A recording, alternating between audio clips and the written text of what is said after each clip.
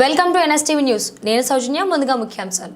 కర్నూలు జిల్లా తుగ్గలి మండలంలో బొందిమడుగుల గ్రామంలో టీడీపీ సంవత్సరం సుపరిపాలనపై ఇంటింటి ప్రచారాన్ని నిర్వహించారు. ఈ కార్యక్రమంలో తుగ్గలి నాగేంద్ర, వైవి ప్రభాకర్ రెడ్డి, టీడీపీ నాయకులు, కార్యకర్తలు పాల్గొన్నారు.